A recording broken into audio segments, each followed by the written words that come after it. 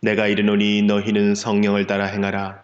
그리하면 육체의 욕심을 이루지 아니하리라. 육체의 소욕은 성령을 거스르고 성령은 육체를 거스르나니 이 둘이 서로 대적하므로 너희가 원하는 것을 하지 못하게 하려 함이니라. 너희가 만일 성령의 인도하시는 바가 되면 율법 아래에 있지 아니하리라. 육체의 일은 분명하니 곧 음행과 더러운 것과 호색과 우상 숭배와 주술과 원수 맺는 것과 분쟁과 시기와 분냄과 당짓는 것과 분열함과 이단과 투기와 술 취함과 방탕함과 또 그와 같은 것들이라. 전에 너희에게 경계한 것 같이 경계하노니 이런 일을 하는 자들은 하나님의 나라를 유업으로 받지 못할 것이요 오직 성령의 열매는 사랑과 희락과 화평과 오래 참음과 자비와 양선과 충성과 온유와 절제니 이 같은 것을 금지할 법이 없느니라. 그리스도 예수의 사람들은 육체와 함께 그 정욕과 탐심을 십자가에 못 박았느니라.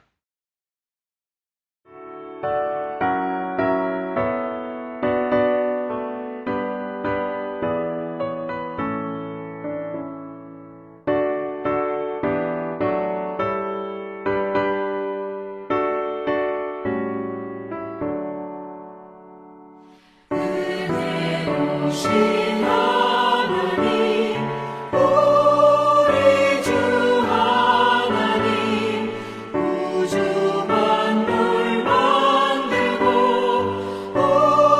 우리를 택하여 사랑하는 자녀로 삼아주신 것 그 은혜가 고마워 참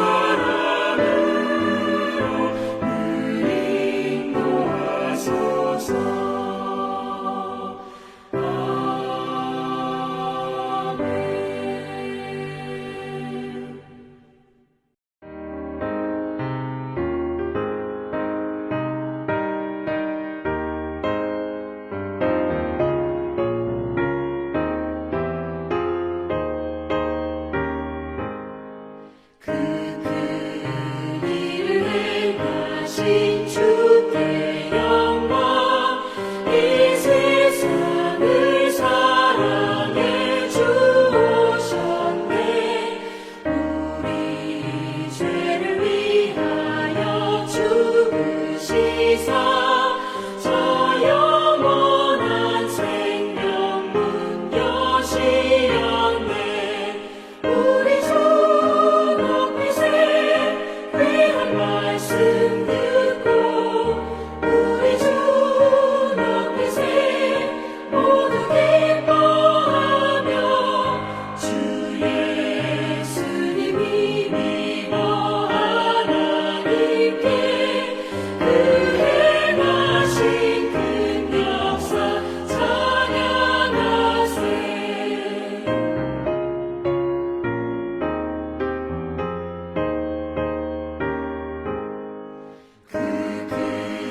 일을 행하신 하나님께 주 예수님이 나여 기뻐하네. 주 예수님 우리가 만날 때에 그 기쁨을 어디에 비하리요.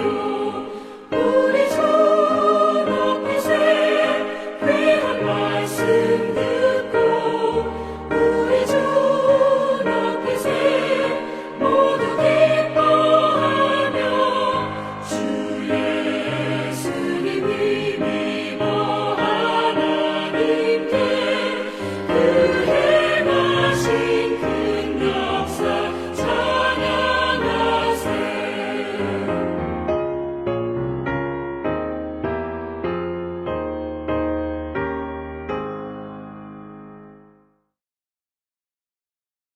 오늘은 마태복음 24장을 함께 살펴보며 은혜를 나누겠습니다. 마태복음은 뒤로 갈수록 점점 더 어려운 말씀들이 나옵니다. 특히 오늘 살펴볼 24장에는 우리가 이해하기가 좀 어려울 수도 있는 인류 역사 종말에 일어날 일들과 또한 예루살렘 멸망, 즉 유대나라에서도 예루살렘이 AD 70년에 멸망될 것을 예언한 말씀이 함께 나옵니다. 그래서 자칫하면 예루살렘 멸망에 관한 본문을 인류 역사 종말에 일어난 일로 오해할 수 있는 소지가 좀 있습니다. 그래서 잘 분별할 필요가 있습니다. 우리가 종말에 대한 이야기를 접하게 될 때 한 세네 가지 정도 분별을 해야 될 부분이 있습니다. 이것이 예루살렘의 멸망, 혹은 예루살렘의 종말, 이스라엘의 역사의 종말, 이렇게 한정된 부분이 있는가 하면 인류 역사의 종국사적 종말, 즉 예수님이 재림하심으로써 이 세상 현재 우리가 사는 이 역사의 연장선상에서 종국사적 종말에 일어날 그런 예언의 말씀이 함께 있다는 것입니다. 그리고 그 다음에 우리가 종말이라고 할 때 개인의 종말, 즉 개개인의 종말도 있다는 것입니다. 사실 인류 역사의 종국사적 종말이 중요합니다. 하지만 자기 개인의 종말이 언제 닥칠지 모른다는 이 절박한 사실 또한 매우 중요합니다. 그래서 우리는 오늘이 정말로 마지막일 수 있다 하는 마음을 가지고 자기 앞에 놓인 일에 최선을 다하는 그러한 자세의 삶이 종말론적인 삶이라는 것입니다. 그래서 종말론적인 삶을 산다는 것은 우리가 항상 개인의 종말이 언제 올지 모르기 때문에 무슨 일을 맡았을 때든지 최선을 다하는 삶이라는 것입니다. 이제 24장을 살펴보겠는데 먼저 그 전에 설명을 좀 드리면 우리가 앞에서 예수님께서 성전에 들어가셔서 비둘기 파는 자들과 환전하는 자들의 상을 엎으시고 그들을 성전에서 다 쫓아내시고 또 성전에서 죄를 짓는 사람들, 즉 외식하는 서기관들과 바리새인들을 아주 호되게 책망하시는 장면을 살펴봤습니다. 그렇게 하시고 이제 성전에서 나오실 때에 제자들이 미래를 내다보지 못하니까 지금 굉장히 웅장하게 짓고 있는 성전 건물에 상당히 관심이 있었던 것 같습니다. 1절을 보겠습니다. 다 같이 읽겠습니다. 예수께서 성전에서 나와서 가실 때에 제자들이 성전 건물들을 가리켜 보이려고 나오니 본문의 이 성전은 헤롯 성전을 말하는 것입니다. 아시겠지만 성전은 솔로몬 왕에 의해 세워집니다. 그러나 솔로몬 왕에 의해 세워진 성전이 바벨론에 의해 무너지고 바벨론에 의해 무너진 성전이 바벨론 포로 후 수르바벨에 의해 다시 세워졌습니다. 바벨론 포로 후 아무것도 없는 가운데 빈약하게 세워진 수르바벨 성전을 헤롯이 다시 완전히 새롭게 세웠습니다. 이 헤롯 성전은 에돔 출신으로 왕이 된 이방인 헤롯이 유대인들의 마음을 사기 위해 중축을 한 것입니다. 사실 중축이라고 하지만 완전히 새로 짓다시피 할 정도로 BC 19년부터 시작하여 AD 60년 중반까지 근 80년 이상 어마어마한 시간과 돈을 들여 지었다고 역사가들이 전하고 있습니다. 하지만 그 헤롯 성전이 다 완공되고 5, 6년 후 AD 70년에 예수님의 말씀대로 무너져 버립니다. 어쨌든 지금 그렇게 어마어마하게 짓고 있는 그 웅장한 성전 건물을 이 갈릴리 시골 출신인 제자들이 보고 감탄하고 또 예수님께 보이려고 나왔다는 것입니다. 2절입니다. 대답하여 이르시되 너희가 이 모든 것을 보지 못하느냐? 내가 진실로 너희에게 이르노니 돌 하나도 돌 위에 남지 않고 다 무너뜨려지리라. 이렇게 제자들은 앞으로 어떻게 될 것을 알지 못하므로 그 성전 건물을 보고 감탄하고 또 예수님께 보이려고 했지만 예수님은 그때로부터 약 36년 후에 일어날 일 즉 AD 70년 예루살렘 멸망 때에 이 헤롯 성전이 돌 하나도 돌 위에 남지 않고 비참하게 다 무너지게 될 것을 이미 보시고 이렇게 예언하신 것입니다. 그래서 이 말씀은 문자 그대로 돌 하나도 돌 위에 남지 않고 완전히 성전이 무너지게 됩니다. 이렇게 하여 오늘날 이스라엘에 그 성전이 세워졌던 서쪽 외부벽, 즉 동국의 벽이라고 부르는 그 벽만 남아있고 예수님의 말씀대로 돌 하나도 돌 위에 남지 않고 완전히 무너져 버린 것을 우리가 확인할 수 있습니다. 그리고 3절에서 14절은 종말에 있을 여러 징조들, 즉 세상 끝의 징조들에 관한 말씀들이 나옵니다. 3절입니다. 예수께서 감람산 위에 앉으셨을 때에 제자들이 조용히 와서 이르되 우리에게 이르소서 어느 때에 이런 일이 있겠사오며 또 주의 임하심과 세상 끝에는 무슨 징조가 있사오리이까? 이제 제자들이 어느 정도 믿음이 성장하니까 인류 역사 종국사적 종말에 대해서도 관심을 가지게 된 것 같습니다. 사실 우리도 교회에 와서 가장 먼저 이러한 말씀을 접하는 것은 바람직하지 않는 듯 합니다. 왜냐하면 그런 쪽에서만 치우쳐 진정한 진리로부터 멀어질 수 있기 때문입니다. 그래서 창세기부터 창조주 하나님을 먼저 고백하고 여호와 하나님을 경외하는 것부터 믿음을 시작하다가 이렇게 어느 정도 하나님의 말씀을 이해하고 나서 이러한 종말론적 소수를 접하는 것이 바람직합니다. 그래서 이렇게 제자들도 예수님께 직접 배우는 마지막 타임에 어느 때에 이런 일이 있겠사오며 또 주의 임하심과 세상 끝에는 무슨 징조가 있사오리까? 이러한 질문을 하게 된 것입니다. 4절입니다. 예수께서 대답하여 이르시되 너희가 사람의 미혹을 받지 않도록 주의하라. 예수님께서 가장 먼저 사람의 미혹, 이 사람은 선지자를 말씀하시는 것인데 즉 선지자의 미혹을 받지 않도록 주의하라고 말씀하십니다. 오늘날로 이야기하면 그러니까 오늘날은 선지자가 없으니까 거짓 선지자적 역할을 감당하는 거짓 목회자, 거짓 주의 종들을 이야기하는 것으로 볼 수 있습니다. 그래서 거짓 목회자들, 거짓 주의 종들의 미혹을 받지 않도록 주의하라는 말씀입니다. 지금 이 말씀은 지난번에도 말씀드렸듯이 예수님께서 십자가 지시기 바로 직전에 하신 아주 중요한 말씀입니다. 그러니까 마지막 시대를 사는 성도는 가장 먼저 거짓 주의 종들을 조심해야 됩니다. 그들의 미혹을 받지 않도록 주의해야 된다는 것입니다. 그리고 계속해서 5절을 보겠습니다. 5절입니다. 많은 사람이 내 이름으로 와서 이르되 나는 그리스도라 하여 많은 사람을 미혹하리라.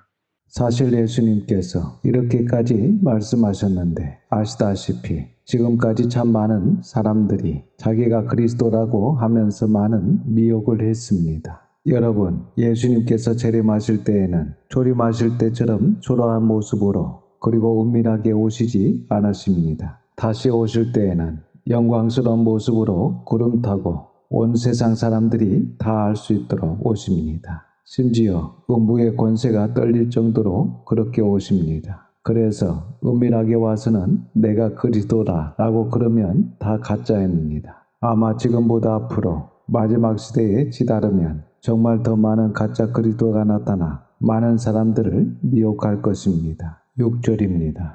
난리와 난리 소문을 듣겠으나 너희는 삼가 두려워하지 말라. 이런 일이 있어야 하되 아직 끝은 아니니라. 이와 같이 앞으로 우리는 역사의 큰 테두리, 역사의 큰 관점에서 봤을 때 좋은 소식은 듣기 힘들 것입니다. 본문의 말씀처럼 놀랍고 두렵고 무서운 소식을 우리가 듣게 될 것입니다. 그러한 난리와 난리의 소식으로 온 세계가 가득하게 될 것입니다. 여러분 그때에 놀라지 마시기 바랍니다. 6절 중반절을 보시면 너희는 삼가 두려워하지 말라. 그래서 성도는 두려워하면 안 됩니다. 우리는 궁극적 소망이 있기 때문입니다. 사실 지금도 우리가 진리를 추구하다 보면 힘든 일이 많습니다. 손에 볼 일도 많고 이런저런 어려움을 겪게 되지만 이 땅에서 삶이 다가 아니기 때문에 저 하늘나라의 소망이 있기 때문에 진리를 추구하다 당하게 되는 여러 가지 어려운 요소들 그리고 두려운 요소들을 우리가 두려워할 필요가 없고 걱정할 필요가 없다는 것입니다. 하나님만으로 진리 하나만으로 만족할 수 있는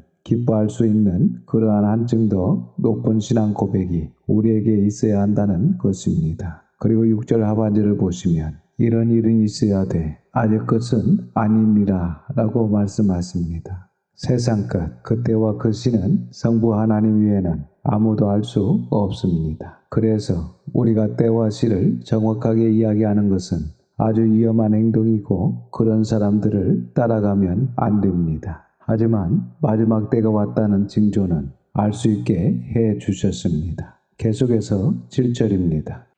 민족이 민족을 나라가 나라를 대적하여 일어나겠고 곳곳에 기근과 지진이 있으리니 이 모든 것은 재난의 시작이니라. 여러분, 지금까지도 많은 전쟁이 일어났는데 앞으로도 더 많은 전쟁이 일어날 것입니다. 그리고 세계 곳곳에 기근, 즉 앞으로 식량 문제와 자연재해로 지진들이 계속해서 일어날 것이라고 말씀하시면서 이 모든 것은 재난의 시작이라고 하십니다. 그러니까 이런 일들이 번번하게 일어나면 이것이 마지막 징조들이라는 것을 성도들은 알고 있어야 한다는 것입니다. 그래서 우리에게 평화롭고 안전하고 유토피아와 같은 미래가 준비되고 있지 않습니다. 온통 전쟁과 식량 문제, 기근과 지진이 우리의 미래라는 것입니다. 그래서 저희 교회에서 성도와 학생들에게 어떻게든 성경을 읽게 하고 또 열심히 가르치고 배우게 하는 것은 그때를 준비하고 성경적 바른 믿음으로 설 수 있도록 이런 재난의 소식을 접할 때 우왕좌왕하며 흔들리지 않도록 하기 위해서입니다. 그리고 9절입니다. 그때 사람들이 너희를 환난에 넘겨주겠으며 너희를 죽이리니 너희가 내 이름 때문에 모든 민족에게 미움을 받으리라. 본문에 너희는 유대인들을 말씀하시는 것이 아닙니다. 이 너희는 그리스도인들을 말씀하시는 것입니다. 즉 당시 사도들뿐만 아니라 사도들을 넘어서 그리고 유대인들을 넘어서 마지막 때를 말씀하시는 것이기 때문에 그리스도인 예수님을 바르게 믿는 사람들을 말씀하시는 것입니다. 그래서 예수님을 바르게 믿는 그리스도인들을 환난에 넘겨 주겠으며 또 죽이리니 그래서 순교가 일어나는 것입니다. 그리고 그뿐만 아니라 예수님 이름 때문에 한두 사람이 아닙니다. 모든 민족에게 미움을 받는다는 것입니다. 여러분, 예수님을 믿고도 이렇게 미움을 받지 않고 핍박도 없이 조용하게 오히려 예수님 믿고 복받겠다는 정말 상상도 못할 이야기가 오늘날 교회에 만연되어 있는데 이것은 기독교 역사에 한 번도 없는 소리입니다. 이른바 성공신학, 번영신학이 나와서 사람들을 미혹하고 있는데 보십시오. 예수님은 정반대의 말씀을 하시고 계십니다. 그래서 우리가 성경을 정직하게 봐야 하는 것입니다. 앞으로 이 땅에서 예수님을 바르게 믿는 진짜 성도라면 반드시 이렇게 미움을 받게 될 것입니다. 그것이 하나님이신 예수님의 말씀이 있습니다. 10절입니다. 그때에 많은 사람이 실족하게 되어 서로 잡아주고 서로 미워하게 했으며 그때의 많은 사람들은 성도를 말씀하시는 것입니다. 그러니까 그때의 성도들이 시험 들어 배도하는 일이 일어나게 될 것입니다. 심지어 성도가 성도를 잡아주고 성도가 성도를 미워하는 그러한 현상들이 교회 가운데 파다하게 일어나게 될 것을 말씀하시고 있는 것입니다. 계속해서 11절을 보겠습니다. 거짓 선지자가 많이 일어나 많은 사람을 미혹하겠으며 이렇게 거짓 선지자, 즉 거짓 목회자, 거짓 주의 종들이 많이 일어나 믿는 성도들을 미혹하는데 무엇으로 미혹하냐면 24절에 나옵니다. 24절을 보시면 거짓 그리스도들과 거짓 선지자들이 일어나 큰 표적과 기사를 보여 할 수만 있으면 택하신 자들도 미혹하리라 라고 말씀하십니다. 그래서 이 거짓 선지자들은 큰 표적과 기사를 보여 할 수만 있으면 택하신 자도 미혹하려고 하는 시대가 오게 될 것입니다. 12절입니다. 불법이 성함으로 많은 사람의 사랑이 식어지리라. 12절에 줄을 치시고 별표하시기 바랍니다. 아주 중요한 말씀입니다. 여러분, 제가 여러 번 말씀드렸는데 구약 성경을 한마디로 정리를 하면 하나님 사랑, 이웃 사랑입니다. 그리고 신약 성경 역시 한마디로 정리를 하면 요한복음 13장 34절 예수께서 이르시되 새 계명을 너희에게 주노니 서로 사랑하라. 내가 너희를 사랑한 것 같이 너희도 서로 사랑하라. 이렇게 신구약 성경 전체가 한마디로 사랑입니다. 그래서 기독교의 진리는 한마디로 사랑입니다. 그런데 이 세상의 마지막은 반대로 그 사랑이 식어진다는 것입니다. 그 말씀은 결국 마지막 시대가 될수록 하나님의 나라가 이 땅 가운데 확장되는 것이 아니라 하나님 나라는 이 땅 가운데 축소되게 될 것이고 진리가 힘을 얻는 것이 아니라 진리는 힘을 잃게 되고 말 것이라는 것입니다.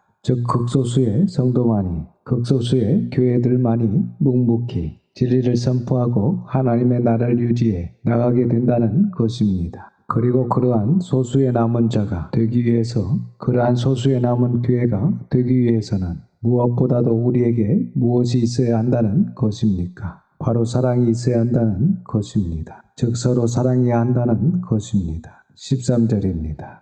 그러나 끝까지 견디는 자는 구원을 얻으리라. 본문도 줄을 치시기 바랍니다. 끝까지 견디는 자는 구원을 받을 것이라고 말씀하십니다. 그래서 끝까지 견디는 것이 중요합니다. 14절입니다. 이 천국 복음이 모든 민족에게 증언되기 위하여 온 세상에 전파되리니 그제야 끝이 오리라. 14절 말씀도 오해가 많은 구절인데 지금 예수님께서 모든 열방이 예수님을 인정하고 모든 열방이 천국 복음을 받아들이고 모든 민족과 모든 백성이 믿음이 생기면 끝이 오리라. 그렇게 말씀하시고 계십니까? 아닙니다. 복음 전파, 복음 전도의 결과와는 전혀 상관이 없습니다. 이 말씀은 그냥 천국 복음이 모든 민족과 온 세상에 전파되기만 하면 세상의 끝이 온다는 인류 역사의 종말을 말씀하시고 계신 것입니다. 이렇게 예수님께서 말씀하신 인류 역사 종말을 살펴봤는데 성경은 역사가 흘러가면 갈수록 사람이 점점 착해진다. 이렇게 말씀하시는 곳이 없습니다. 오히려 성경은 갈수록 점점 사람들의 영성이 더 흐려지고 또 양심도 무뎌지고 더 약해지고 자기밖에 모르고 돈밖에 모르는 그래서 점점 더 영적인 쪽으로 가는 것이 아니라 점점 더 인간적인 것으로 물질적인 것으로 갈 것을 예언하고 있습니다. 그래서 역사를 돌아보면 르네상스 이전까지 즉 12, 3세기까지는 가톨릭이 그렇게 부패하고 타락을 했어도 그래도 어쨌든 기독교 세계든 이교도 세계든 간에 신중심적이었습니다. 그래서 어디를 가든 신전이 있었고 또 그렇게 사람들이 신을 찾는 신중심적 세계관을 가지고 있었습니다. 그러다가 르네상스가 일어나고 또 종교 개혁이 일어나고 그러면서 상당히 많은 사람들이 인본주의로 넘어갑니다. 아시다시피 그 당시 로마 가톨릭이 썩어 부패하니까 유럽에 있는 지성인들이 가톨릭의 부패를 보고 하나님은 계시지 않는다 이렇게 하면서 다 교회를 등지고 하나님을 버리고 인간으로 돌아가자, 고전으로 돌아가자 이렇게 하면서 인본주의 혹은 인도주의, 인간주의, 휴머니즘 이쪽으로 가버립니다. 그래서 신중심적 세계관에서 인간 중심적 세계관으로 바뀌게 됩니다. 그리하다가 2차 세계대전 말기까지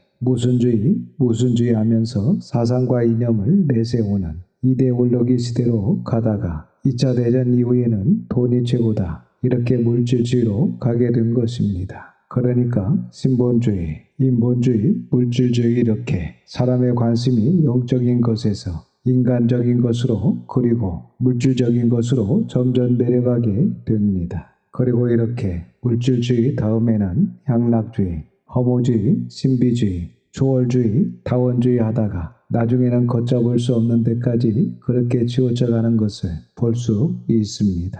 여러분, 우리는 이럴 때일수록 예수님의 말씀을 늘 명심하고 세상을 따라가는 자가 아니라 세상과 죄와 악한 영을 이길 수 있도록 늘 진리 안에 깨어있기를 주님의 이름으로 축원합니다. 특별히 오늘은 2021년 마지막 주일 예배로 하나님께 드리면서 본문의 말씀을 통해 더 많은 것을 생각할 수 있는 시간이었습니다. 온 세상이 2019년 말부터 시작된 코비드-19으로 인해 수많은 사람들이 죽음을 보았고 또한 어려움을 당하고 있으며 앞으로도 어떻게 될지 가늠할 수 없는 시대를 우리는 살아가고 있습니다. 하지만 분명한 것은 오늘 예수님께서 말씀하신 것처럼 진리 안에서 끝까지 사랑하며 견디는 자는 구원을 얻게 된다는 것입니다. 그래서 바라기는 우리 성도들과 자녀들이 세상과 환경에 흔들리지 않고 묵묵히 하나님을 사랑하며 이웃을 사랑하는 자로 그리고 열심히 전도하고 교육하는 또한 진리를 추구하며 성경적 옳은 행실로